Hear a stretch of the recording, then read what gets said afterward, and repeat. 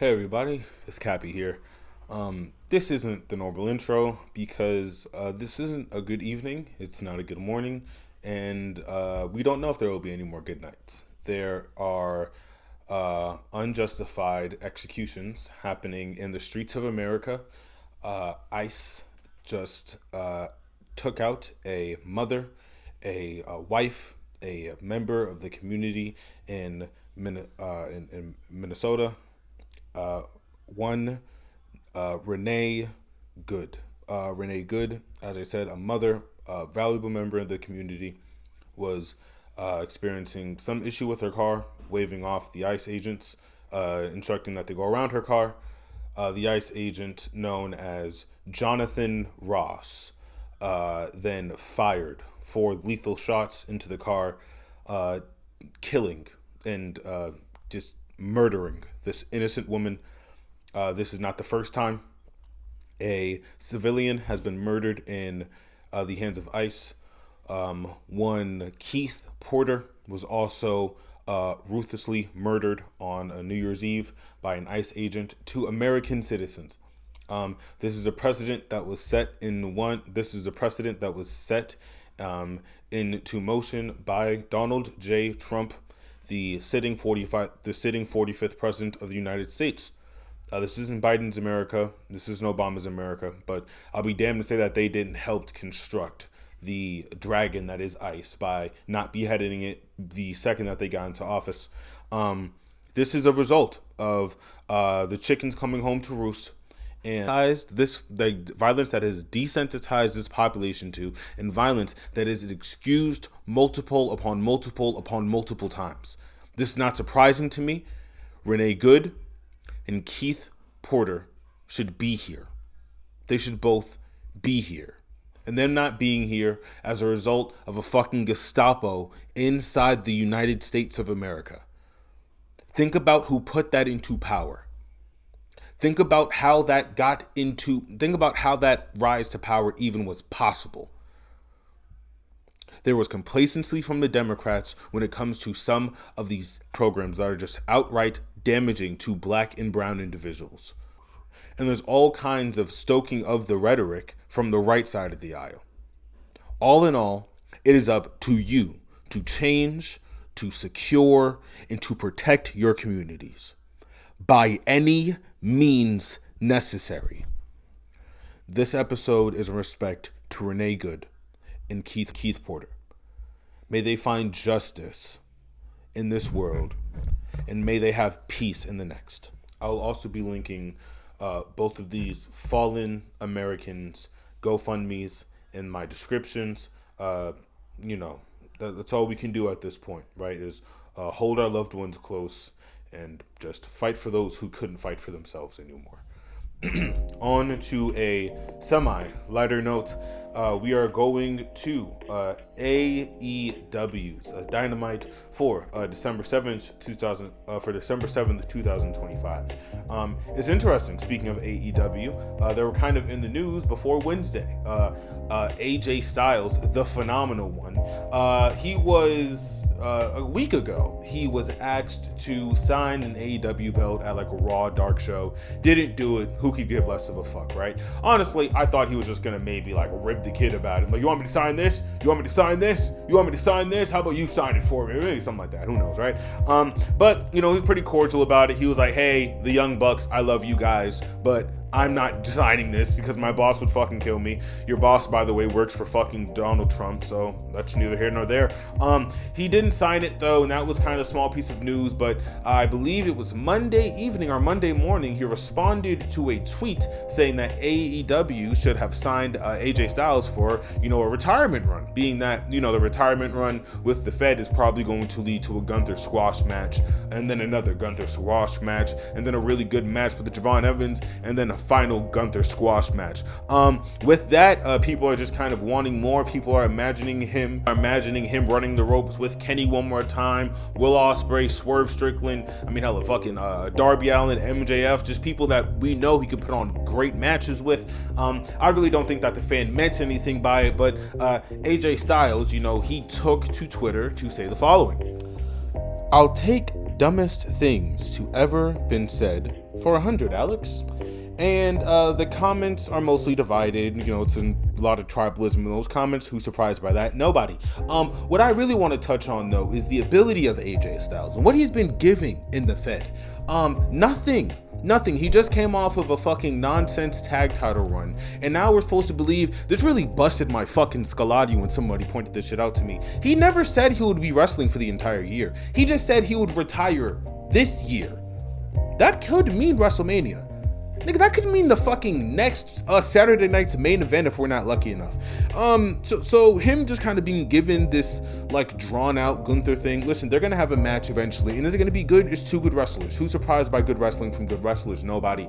I don't know where we're going after this though. I would love some kind of tournament, maybe. Like listen, and you can call me a mark. I think AJ Styles needs to have like his G1 climax moment. Like he needs to get to the top of the mountain, whatever kind of positioning, whether that be King of the Ring, Royal Rumble, whatever the fuck it is, he needs to go out on this pinnacle, all right? Because I'm sorry, having him like just showboat around for TNA and then you just throw him in the fucking tag division when you have nothing going for this entire fucking creative, zero direction. You can't even give AJ Styles something as simple as a good fucking title run.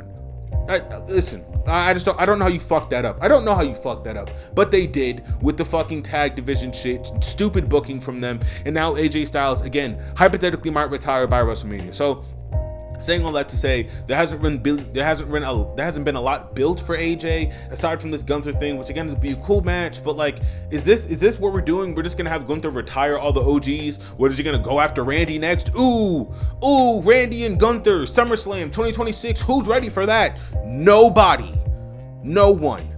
Listen, I would love an Ospreay. I would love an Ospreay and AJ match in the year of 2026, but it's not gonna happen because he's a Fed warrior for life. Same thing with Shinsuke Nakamura. Listen, Akira Tozawa. We go down the list. Julius Creed. There are great wrestlers in that locker room that are simply just brainwashed, and it is what it is. It is what it is. Last little piece of news that we're going to be talking about before we get to Dynamite. All right, trust me, the timestamps are going to be assisting you a lot. Thea Hale has lost her championship. Ethan Page is in some kind of 6-way bout for his championship that involves Shiloh Hill, question mark. And Obafemi has relinquished his title instead of, as I pitched 3 weeks ago, Ricky Saints helps Javon get the title. Right? And that allows for Oba to naturally go up to the mid-card. But here's the kicker. They're bringing up Javon and Oba.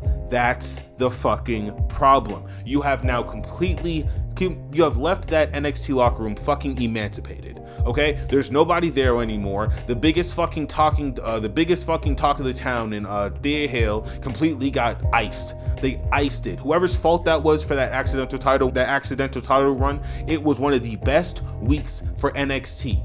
Numbers wise, in the hemisphere of sports discussions. All right? It was one of their best fucking weeks.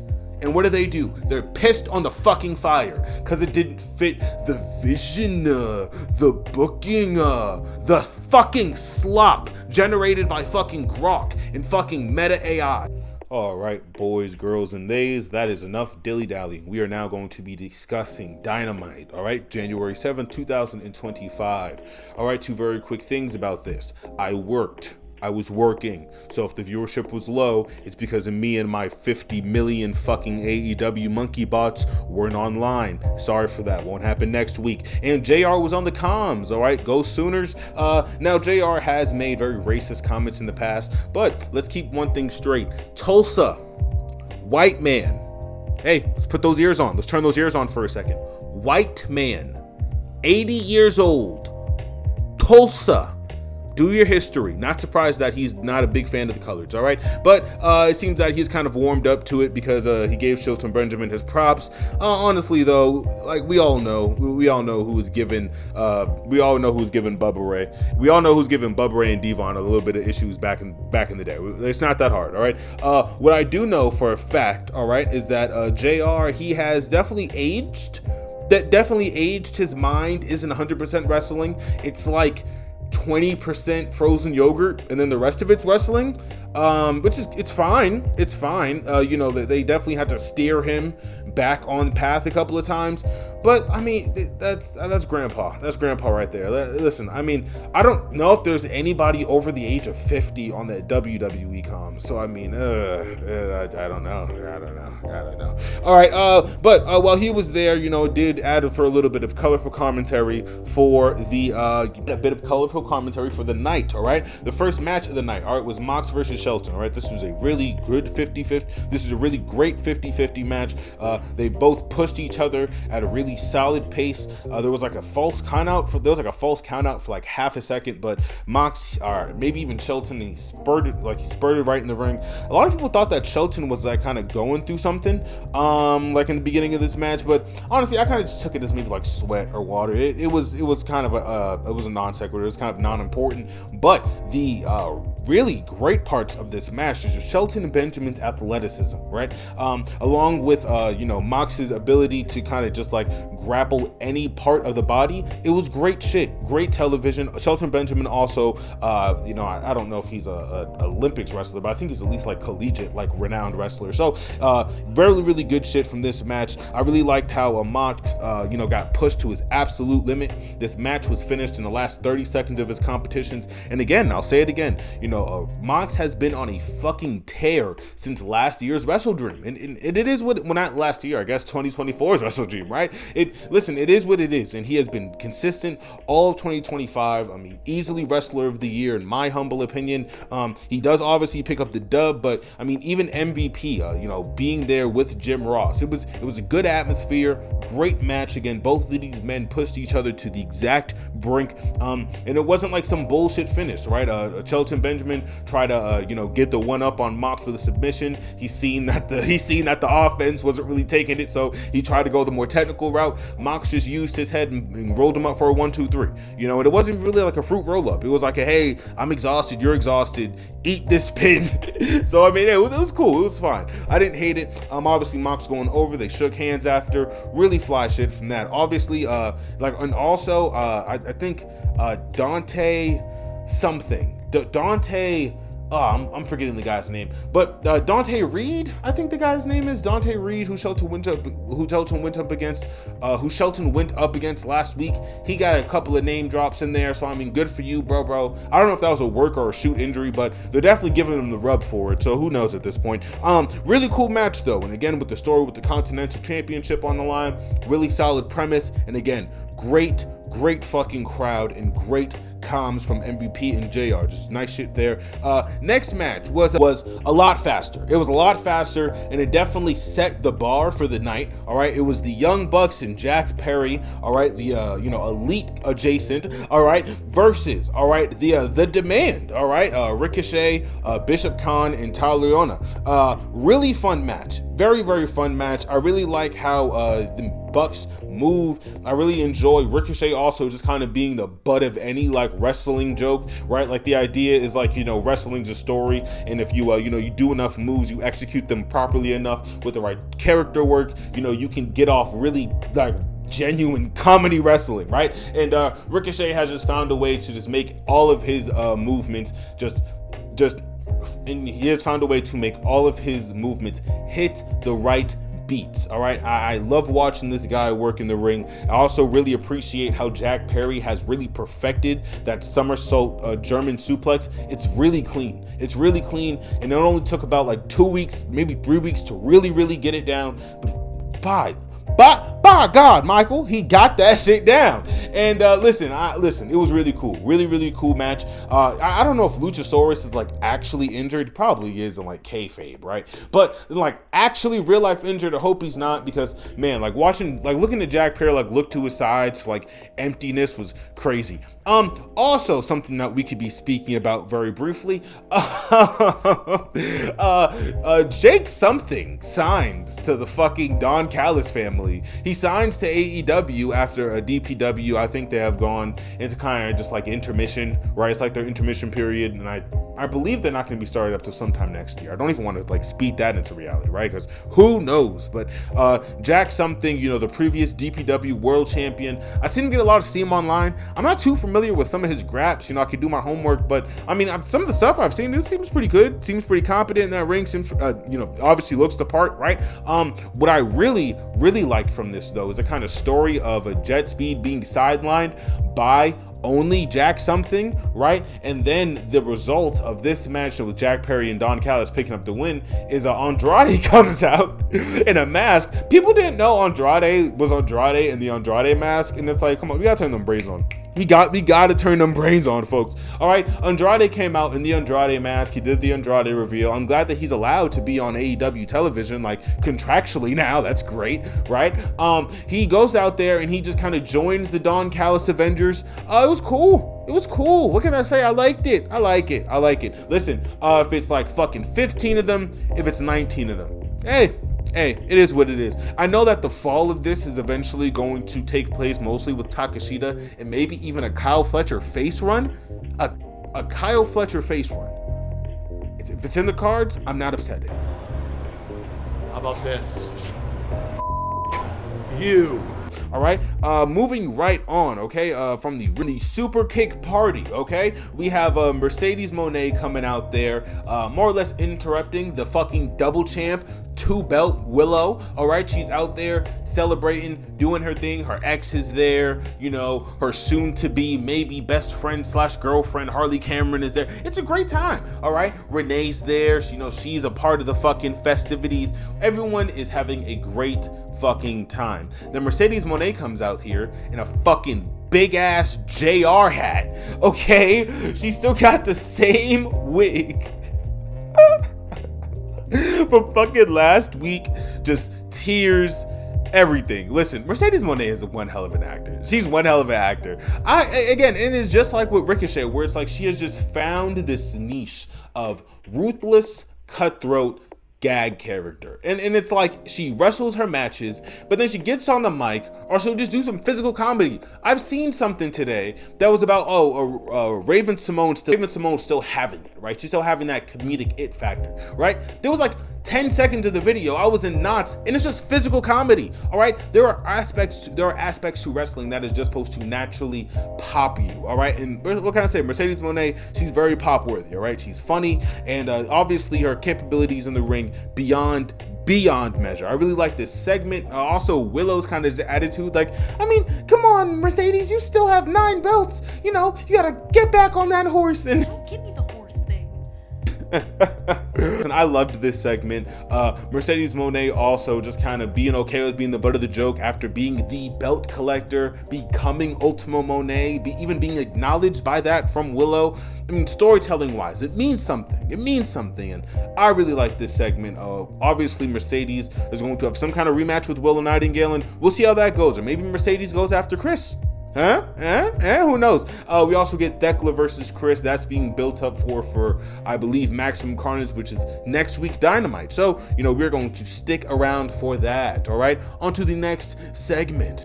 We get, all right, Sammy Guevara, all right, he's some ROH champion, the ROH Trios champion, ROH Tag champion, he's something, I think ROH Tag champion with Beast Mortos, and Bandina, right, your ROH World Champion, okay, very fun match. Sammy Guevara, he's a very interesting heel, I'll say that, all right, he is adamant on pissing off the crowd, all right, he's kind of building up to that Yuta Wheeler level heat, nowhere near Dom heat, but Dom heat's like nuclear. You couldn't pay to get some shit like that. What I really liked though was just Bandino's just perseverance, like his way to stick it throughout this entire match. He kept fighting, he kept going on, because for a good percentage of this match, Sammy Guevara did have the upper hand, allowing him to be as boisterous and as kind of cocky as he was, you know, pissing off the crowd, screaming, "I'm the best wrestler alive," just silly little things that no person actually believes. With this though, Sammy Guevara eventually, you know, after reversing one 21 plex, which is pretty good reversal, honestly. He ate another 21 plex after, like he ate a 21 plex shortly after that, allowing Bandito to pick up the 1-2-3. All right, fun match, but the important part was MJF. Yeah, he came out with his part-time manager John Cruz, and basically MJF was like, hey, you know, I was a pretty big guy in Mexico. I don't know if you remember, but I wrestled with some little unknown, wrestler named Mystico. Don't know if you ever heard of him. I also sold out Mexico Arena. Don't know if you ever done that before, Bandito. So it was pretty funny, not gonna lie. MJF said he is going to be a bigger luchador figure than Bandito ever was, and for that, Bandito should give back his Diamond Tournament ring. All right, obviously Bandito, he does not take to this very kindly, and John Cruz tries to kind of translate everything that MJF is saying, and he does for like a good 3 to 4 minutes, and then Bandito, very, very stiffly, honestly, he puts his hand in John Cruz's face and say, hey, you stupid gringo, I speak English, and you talk too much. And then Excalibur says, and he never shuts up. And I was like, oh my god, they're in on the jokes. It was fun, very fun. Both John Cruz and MJF ate a 21 plex. I would have liked if MJF would have maybe sold a little bit more, so the 21 plex didn't look so kind of formulaic, but whatever, that's neither here nor there. He ate a 21 plex, meaning that he's probably gonna go over next week, right? Realistically, and in the terms of kayfabe. But I will say that Bandito with that title, it looks fucking great. It looks fucking phenomenal, right? And match with the crowd, you know, reacting how they did to Sammy, you know, and at the end of this entire segment, the crowd reacting how they did to Bandito. It was good, man. It was good. We got Latin representation on a fucking show the night of a woman being gunned down and murdered by the fucking, anti-Latin, anti-black Gestapo. So, you know, this small positive. It's all about baby steps, right? It's all about baby steps. Next match of the night, all right, we got Toni Storm and Marina Shafir. Now, Marina Shafir is a very intimidating, very scary woman, very, very scary woman. What I didn't like about this match is this match gets thrown out. This match is done with DQ, but Toni Storm, Marina Shafir, they play into each other very nicely. Marina Shafir, she kind of riffs on the whole dancing gimmick that Toni Storm and Orange Cassidy have kind of cultivated. Listen, I love Marina Shafir, all right? And I really do think that some people are just too fucking tough on some of these women's stories. Now, are they the most complex stories in the world? No, but Marina Shafir hates Toni Storm because she fucking plays around too much, all right? Mercedes Moné is having a downward spiral because she wasn't taking it seriously. She was winning matches with roll-ups, not fucking, not money makers, all right? Or not Monet makers, all right? Not bank statements, okay? She wasn't hitting fucking avalanche lung blowers. She was doing things at a fucking easy non-work rate pace. Like, she was doing things at an easy, quick pace, and this is now her dissension. The dissension that we're so now this is her dissension. The path that we're getting from Marina Shafir is that she fucking despises Toni Storm for not taking this sport seriously. And this also mirrors Jon Moxley and his earlier conversations with Daniel Bryan about incorporating a Yuta Wheeler, incorporating a Daniel Garcia, incorporating some people from Skyflight, right? And you actually cultivate real talent. The future starts with the past, and if you don't actually make things matter, then I mean, what the fuck are we doing here, right? Listen, this is just I say all that to say this is just Marina Shafir and her Black Combat Club moment, and I'm happy for it. Listen, Marina Shafir also a great fucking competitor. Mina Shirakawa tries to make the save after, again, this match gets thrown out from Death Rider's interference. Also, Danny Garcia, he like waves at Toni Storm. It was the cutest little wave. He's like, hi, and it's like, brother, you've been like a bloodthirsty heel for like the past 4 months. Why are you smiling? It's like he was so giddy to see Toni Storm. Oh man, I wish I was live tweeting about it. Holy fuck.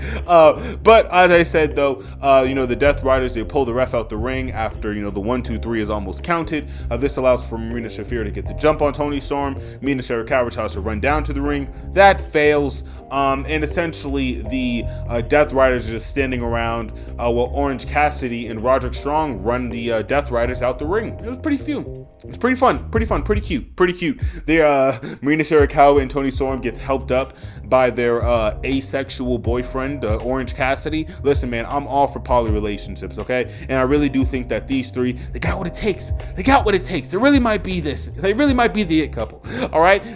But, unfortunately, this was our second to last match of the night. The freestyle at the start of this match was very nice, but I liked it. Also, the crowd is getting a little quiet for some of these matches. That's a thing with some of these resident shows. Residency shows. We kind of noticed that a while ago when they were in New York for I think a whole month. Listen, fans get fatigued. It is what it is, all right? You can't have the same show every single week, right? But I mean, honestly, some of these residency shows are actually not too bad. So I think maybe if they did like the ballroom, I think a Boston residency would do well. They have a couple of hot crowds. I'm not gonna lie. Listen, crowds like to yell and they like to drink and they like to watch wrestling. All right, it is what it is. AE-dub.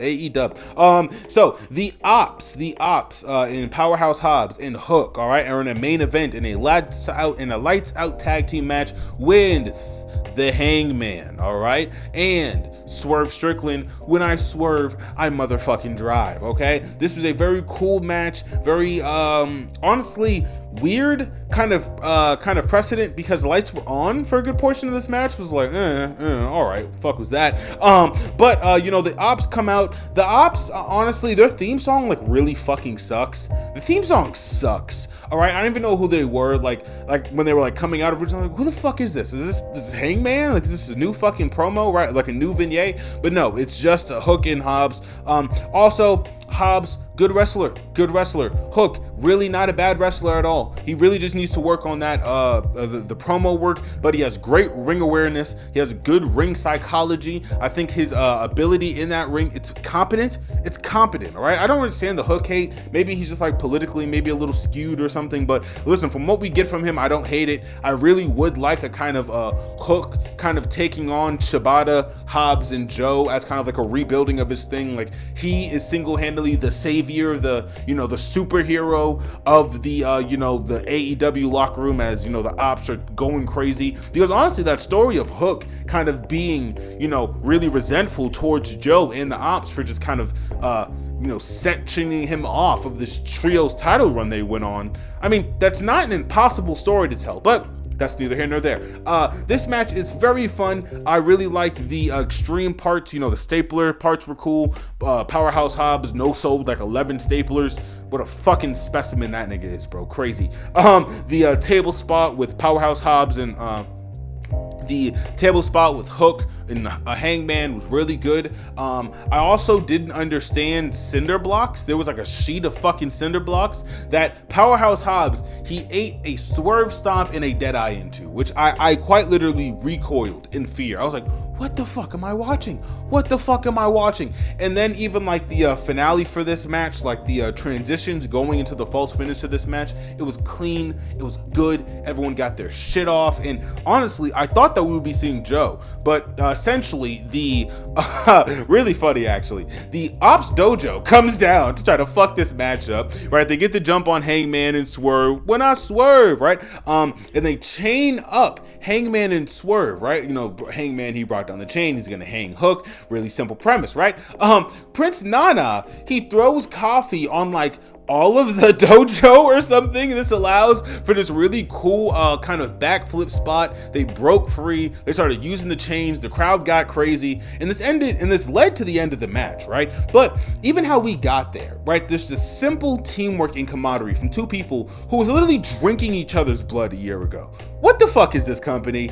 It in a positive way. Like, oh man, okay, I got it. Like, if you were to tell me, right, in the year of 2025, or in our Lord and Savior, that Hangman and Swerve are going to be on the exact same fucking team, touching the exact same fucking tag ropes, and going up against Hook and Powerhouse Hobbs in the main event, I would have called you fucking crazy. But here we are, right? Here we are. And it was a sight to behold. It was a very cool collision. I mean, the promos from everybody, you know, from Mark Briscoe, even some of the smaller stuff that we got with Ricochet, with Don Callis, the reveals from Andrade, you know, the segments with Willow Nightingale, the small segment that we got with FTR. This is good shit.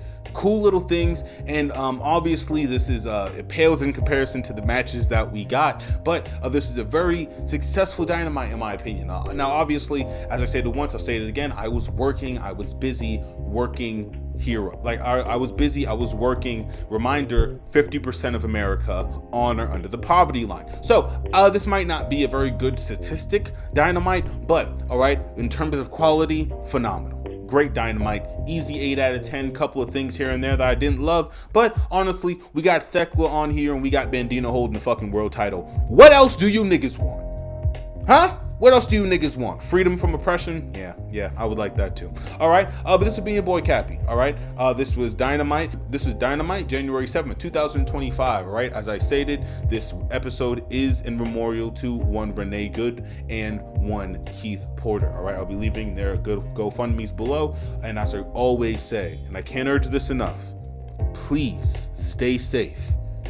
All right, stay tuned. Please stay safe and stay beautiful. All right, peace.